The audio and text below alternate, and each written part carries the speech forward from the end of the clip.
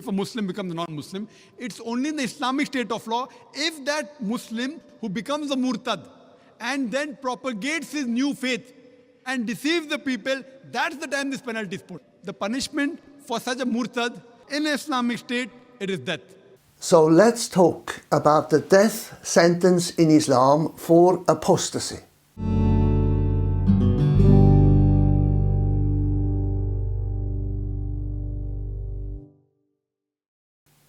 Dr. Zakir Naik clearly claims that apostates must be put to death, and this meaning is the case for classical Islam.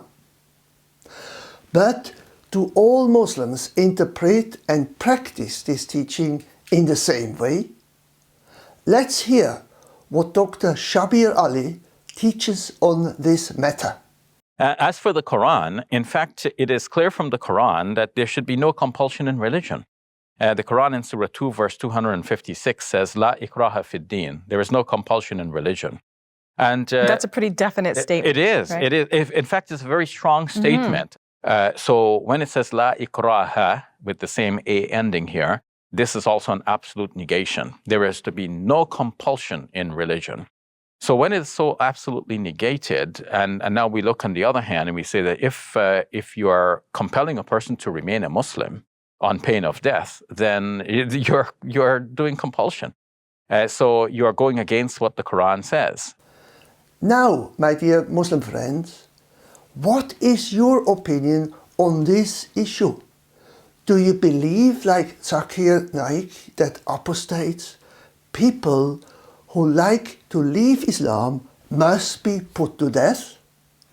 Or do you take the more liberal position of Dr. Ali that there should be no compulsion in religion?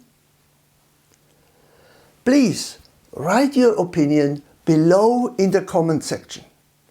The topic of apostasy is a very dominant issue among Muslim people, and yet it causes so many hardships. Let me give you a practical example to illustrate this tension.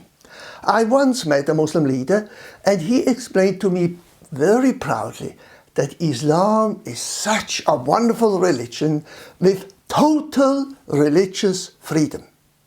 He insisted that every person has absolute freedom to come to Islam and is invited to become a Muslim.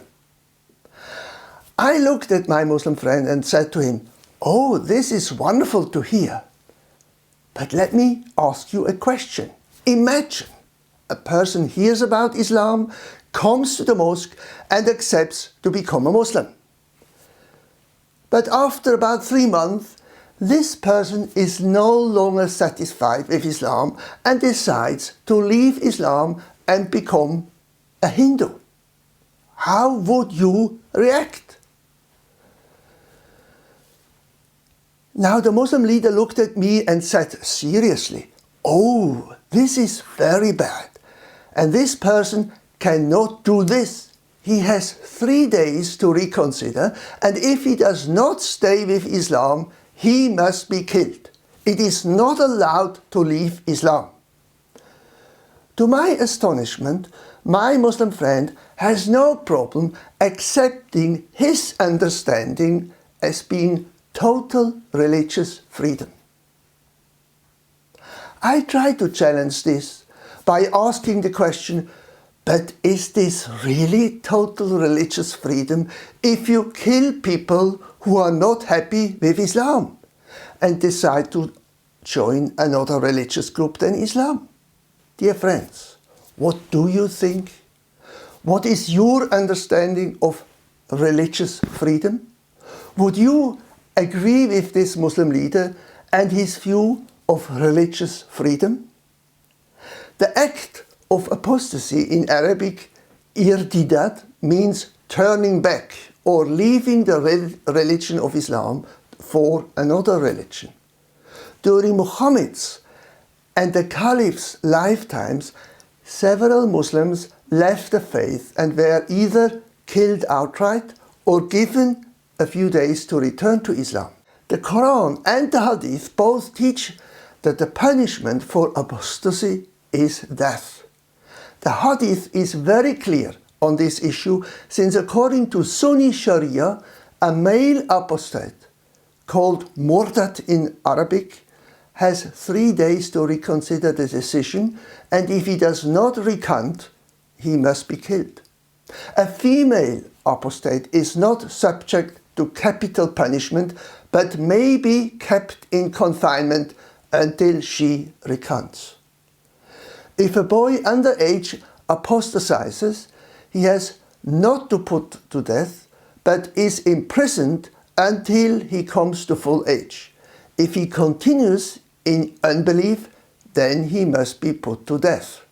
Of course, Muslim scholars and the various groups within Islam differ in some details concerning the teaching, but also about the practical implications.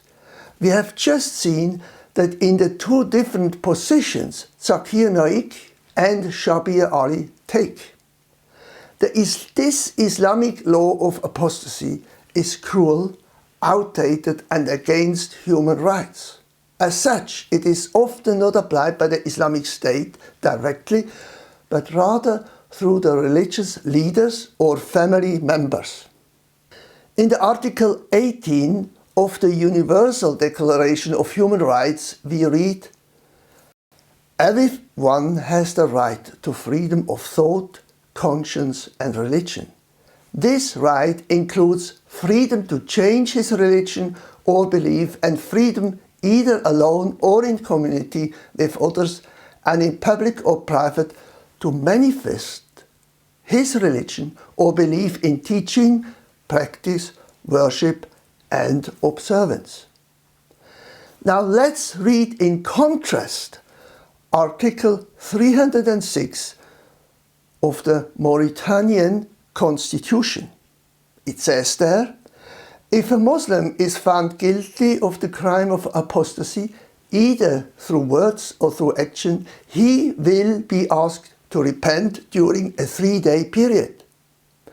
If he has not repented within this time limit, he will be sentenced to death as an apostate, and his property will be seized by the Revenue Office. Every Muslim who refuses to pray will be asked to comply with the obligation to pray within the prescribed time limit.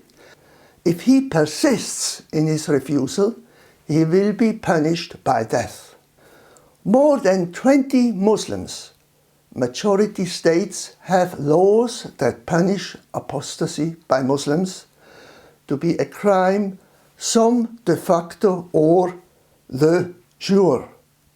As of 2014, apostasy was a capital offense in Afghanistan, Brunei, Mauritania, see our previous example, Qatar, Saudi Arabia, Sudan, the United Arab Emirates and Yemen.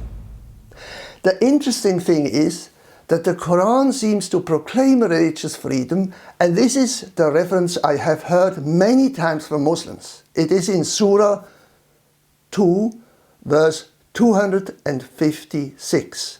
It says there, "Let there be no compulsion in religion. Truth stands out clear from error."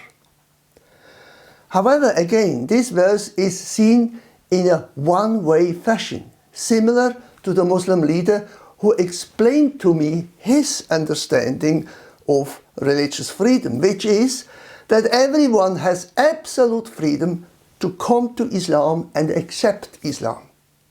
Still, if you leave Islam, you must be killed.